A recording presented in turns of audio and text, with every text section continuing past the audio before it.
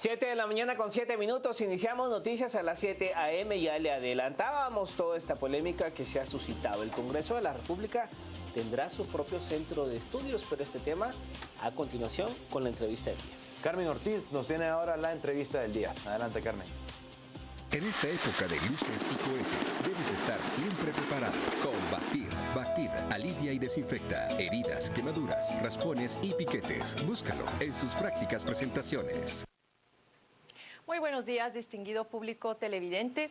Y tal como Mario lo mencionaba, causó controversia dentro de algunas bancadas del Congreso de la República esta aprobación por parte de la Junta Directiva del Centro de Estudios Legislativos. Pero esta mañana vamos a analizar y tratar de determinar qué es lo que implica la creación de este centro de estudios y cuáles son los elementos que están en cuestión.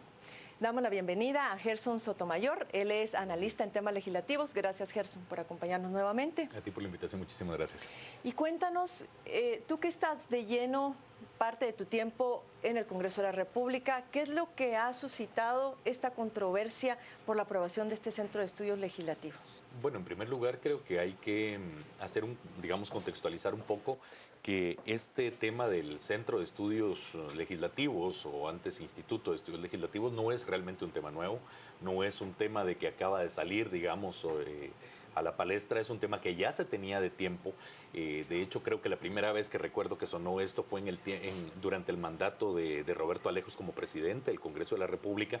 Esto, ¿por qué es necesario contextualizarlo de esta forma? Porque efectivamente en ese momento se pensó como un instituto de formación legislativa que precisamente intentaba dotar de un cúmulo de profesionales al Congreso de la República para el diferente estudio y análisis de las iniciativas de ley y obviamente de los otros temas que tiene que conocer el Congreso, que a la larga es bastante.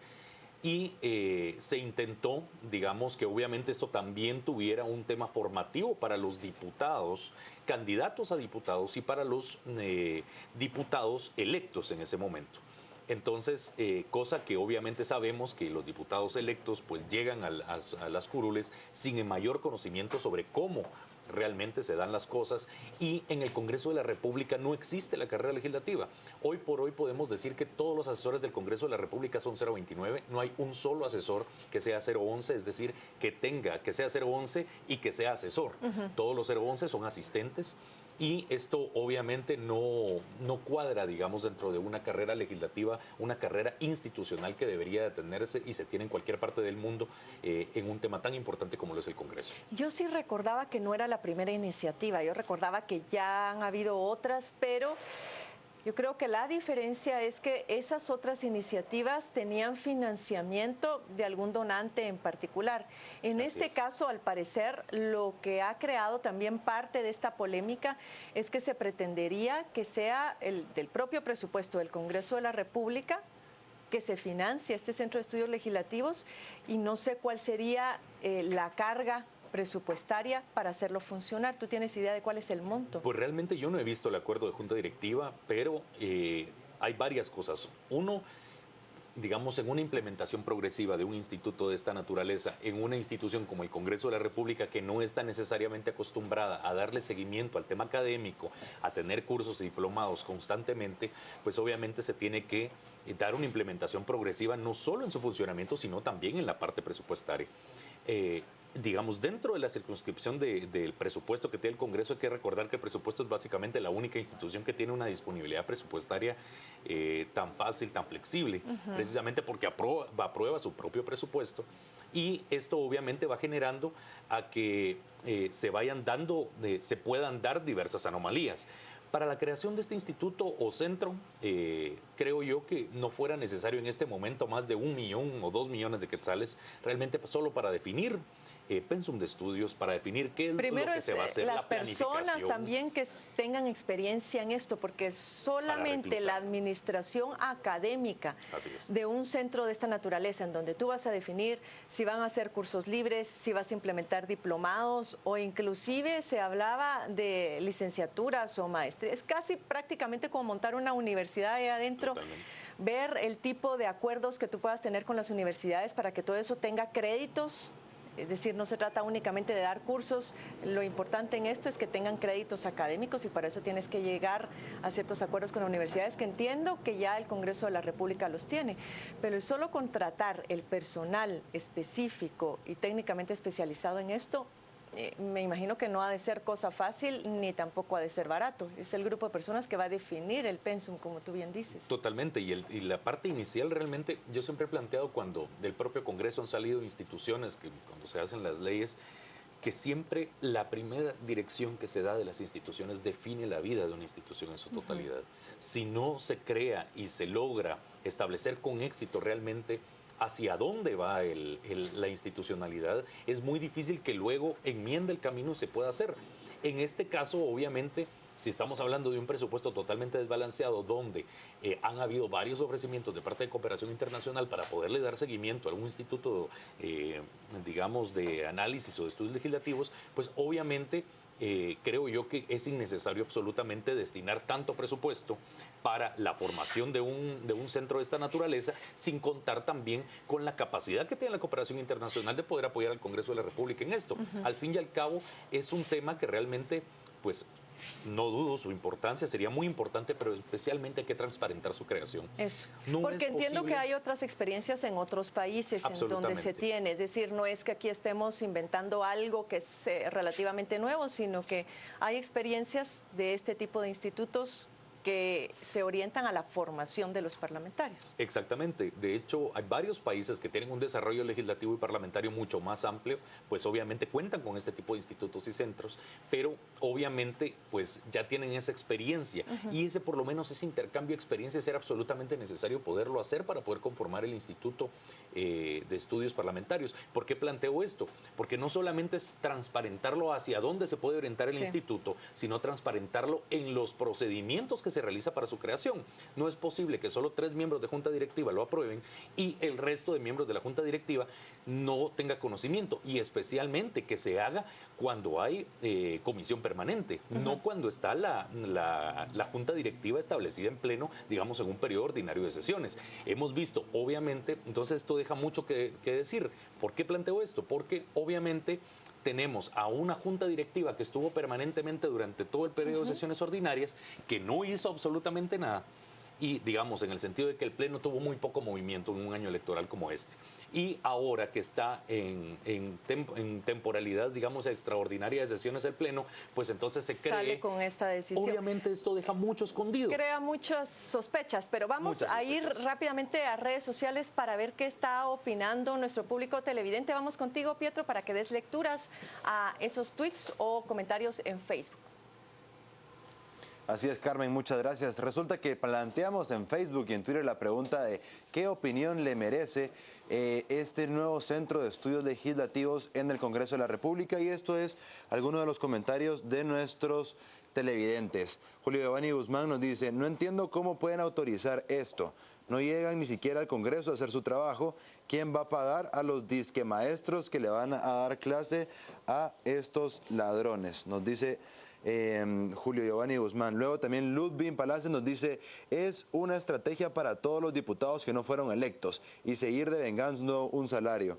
Pilar Ruano, por su parte, dice: no estoy de acuerdo de ellos, ahora vengan a idearse esta otra forma para robarle al pueblo, y no hace falta una escuela para educar a ladrones. También Edgar Arturo Monroy nos dice: todos van a reprobar, y si no llegan a trabajar, mucho menos a estudiar. Requisito para ser diputado, en la mayoría de casos, ser ladrón, nos dice él. También Huichito Chito dice: ellos no necesitan de nada, solo sacan las uñas y son millones los que se roban. Odía Reyes nos dice: si están ahí es porque ya están preparados de plano, ya se están preparando para robar. También Osherm nos dice: esos van a estudiar. Si sin estudios nos roban, ya con técnicas para robar, nos van a quitar hasta la casa. Estos son algunos de los comentarios que comparten los usuarios en la red social Facebook. Esto para dar un poco más de información a la entrevista del día. Regresamos contigo, Carmen. Muchas gracias, Pietro, por esa lectura de los comentarios. Quiero dar la bienvenida a Juan Ramón Ruiz. Él también es analista y experto en temas legislativos. Bienvenido, Juan Ramón. Bueno, como tú ves, efectivamente no se ve esto como algo positivo orientado al fortalecimiento institucional. Es decir, los guatemaltecos tendemos mucho a hablar de fortalecimiento institucional, de la importancia de tener cuadros técnicos y políticos calificados. Sin embargo, pareciera ser que cualquier otra institución podría tener derecho a este tipo de capacitaciones, menos el Congreso de la República, entre otras cosas porque, como mencionaba Gerson antes de dar lectura a esos tweets, se ha visto con sospecha la forma en que se aprobó este acuerdo en el seno del Congreso de la República. ¿Hay realmente, desde tu perspectiva y lo que has visto, motivo como para preocuparnos en cuanto a que, más allá de un objetivo que debería de ser loable y posiblemente necesario, pueda haber otra serie de intereses alrededor? Sí, muy buenos días, Carmen, muchas gracias. Pues en este sentido, y complementando lo que ya manifestaba acá Gerson Sotomayor, yo subrayaría como punto de partida que es necesario contar con un centro de estudios legislativos. Recordemos que esta iniciativa se había aprobado en el año 2008, en tiempo de la presidencia del exdiputado Eduardo Meyer. Se había emitido un acuerdo, en aquel momento, dicho sea de paso, coincidiendo también con esta situación, un acuerdo de comisión permanente, de junta directiva, y luego derogado por comisión permanente entre abril, mayo y junio de 2008, y esta iniciativa pues sufrió las consecuencias del famoso escándalo del desfalco de la desaparición de los 82.9 millones. En todo caso, yo subrayaría la importancia de contar con un centro de altos estudios legislativos. Por otro lado, como ya se ha manifestado acá, sí llama la atención poderosamente la forma en la que se está gestionando de nuevo, retomando esta idea. Sin menoscabo de la importancia de que un organismo legislativo cuente con un centro de estudios de este tipo, llama la atención que en ningún momento, desde que asumió la actual junta directiva, por parte de un presidente que ha sido bastante cuestionado, como el diputado Rabé, se había manifestado ningún tipo de intención o que esto fuera parte de un plan de trabajo. Es decir, los agarró de sorpresa, nadie sospechaba, no se veía venir esta aprobación, en no lo se había absoluto. mencionado. Y a 10 de diciembre, la semana pasada, cuando se emite este acuerdo firmado por 3 integrantes de comisión permanente, como ya se ha señalado, definitivamente causa cierta sorpresa. ¿Sabes tú cuántos millones de quetzales están aquí en juego con la aprobación? Se menciona que inicialmente se necesitarían unos 3 millones de quetzales. Esto lo ha manifestado uno de los 3 miembros de comisión permanente que firmaron este acuerdo. Habría que ver qué cubren estos 3 millones de quetzales y habría que ver cuál es la intención también hacia el final de una legislatura, prácticamente a un mes que tome posesión una nueva legislatura, y en donde todavía hay muchas incertidumbres en cuanto a la conformación de la nueva junta directiva del Congreso. ¿Cuál es la intención de dejar esto instalado, diría yo, de una forma un poco improvisada? Algo que no se aplicaron a ellos mismos, la actual, pues dejarlo instaurado para la próxima. Pero sobre todo me llama la atención algo que también Gerson mencionaba, y es en el caso de los asesores, porque entiendo que este Centro de Estudios Legislativos podría servir para capacitar diputados, pero también asesores. Así es. Y si los asesores no son parte del staff permanente de una institución, cuando tú tienes un centro de capacitación de esta naturaleza, es con la idea de que las personas puedan hacer carrera dentro de la institución. En el caso de los diputados, ahora con la posible limitación a la reelección, nos olvidamos de la carrera legislativa. Y en el caso de los asesores, si realmente la mayoría son 0.29, a la larga, como se suele decir en buen chapín, estaríamos invirtiendo y gastando pólvora en zanates, porque esa persona que se capacite ahora, posiblemente en esa movilidad de personal, únicamente se lleve esos conocimientos, pero que ya no sean para provecho del legislativo, sino para cuestiones más personales. Sí, yo consideraría también que la creación de este Centro de Estudios Legislativos debe de verse sustentada en otro tipo de instrumentos legales, por ejemplo, en las necesarias reformas a la ley orgánica del organismo legislativo. Ahí es donde debería estar sustentado el funcionamiento de este centro, así como también el elemento de la sostenibilidad precisamente para la carrera legislativa. Ha habido una alta rotación, como tú lo indicas, y el personal, en su mayoría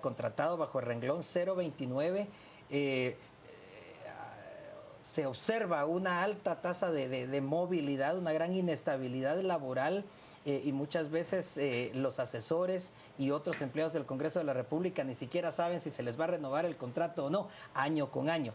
Todo esto debe de cambiar y definitivamente, así como hablamos de las reformas a la Ley de Servicio Civil, así también deberíamos de hablar de una carrera legislativa debidamente sustentada, así también debería de haber una memoria histórica, por así decirlo, de los archivos de trabajo de las diferentes comisiones legislativas. Qué bueno que mencionas ese punto, Juan Ramón, porque acabo de recordarme justamente que tú estuviste apoyando al Foro de Organizaciones Sociales Especializadas en Seguridad, que eran alrededor de 7 organizaciones con experiencia en temas de seguridad y justicia. Y recuerdo que tú me comentabas en alguna ocasión que los asesores de los diputados al Congreso de la República, por ser permanentemente nuevos y estar cambiando, perdían la memoria histórica de los procesos y entonces acudían al Foro de Organizaciones Sociales para pedir apoyo en, por ejemplo, la revisión de dictámenes y algunas propuestas de iniciativa de ley, y que fueran ustedes quienes prácticamente hicieran el trabajo por ellos. Es correcto, sí, es Eso correcto. Eso debería de cambiar, debería estar regulado el manejo de la información y el traslado también de los archivos, el traslado de todos los materiales y documentos de estudio y de investigación de una comisión a otra. Efectivamente, esa experiencia que mencionas la traía yo en la memoria y en mi cabeza al día de hoy, y es oportuno sacarla a colación, puesto que este tipo de prácticas deben de desaparecer, deben de cambiar, ¿no?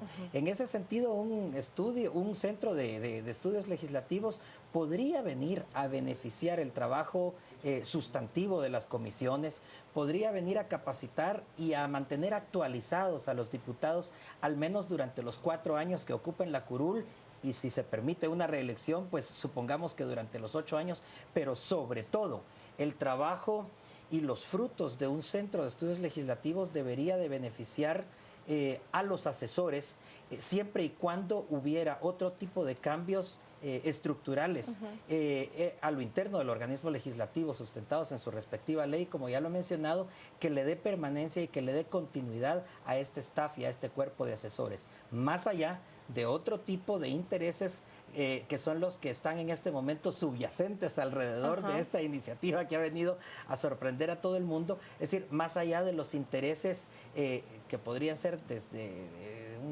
de alguna manera económicos o intereses en función de generar puestos de trabajo que pudieran estar de alguna manera tras bambalinas sustentando esta repentina iniciativa de retomar la idea de crear un centro de estudios legislativos. Ahora, Gerson, para ir cerrando ya nuestra conversación, ¿es posible retractarse de esta cuestión o por lo menos ponerla a mayor discusión en aras de esa transparencia que tú mencionabas? Yo creo que absolutamente, y ahí hay algo que mencionaba Juan Ramón muy concreto, ¿no?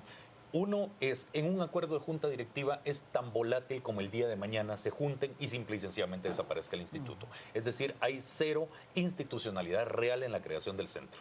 ¿Por qué? Porque efectivamente está la ley orgánica del organismo legislativo, está la ley de servicio civil del organismo legislativo, que son las dos leyes que acompañan el funcionamiento del Congreso de la República. Y es en las dos leyes en donde se debe de modificar para crear un centro, especialmente que se va a buscar una mayoría política dentro del Pleno del Congreso para poder realizar el cambio. Es así como realmente debería de crearse una institucionalidad, tanto fuera del Congreso de la República como en cualquier institución de Estado, como dentro del mismo. ¿Y esto por qué? Porque obviamente dota de una estabilidad institucional a lo que se cree. Y no verlo nada más como una medida aislada, completamente desarticulada y desvinculada de todo esto. Y tampoco como una ocurrencia solamente para darle trabajo a los diputados que no fueron electos. Claro. A ver, Juan Ramón, cerramos contigo. ¿Un último mensaje o elemento que tú quisieras resaltar? Sí, es importante cambiar la percepción de parte de la ciudadanía de lo que es y de lo que representa el Congreso de la República. Pero para cambiar esa percepción tenemos que comenzar por casa, tenemos que comenzar por el mismo Congreso de la República. Es importante que los diputados, cuando son candidatos, no ofrezcan de una manera irresponsable cosas que no se pueden cumplir. Es importante que se comprenda y que los mismos diputados sean los principales encargados de explicarle a la población que los elige en qué consiste el trabajo de un diputado. en que consisten en las funciones de legislar, de fiscalizar y de intermediar.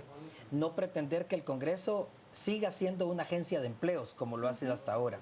No pensar que únicamente se llega al Congreso para transar y hacer otro tipo de negocios y para resultar beneficiado a través de empresas constructoras o de otro tipo de empresas que prestan servicios a través del famoso listado geográfico de obras.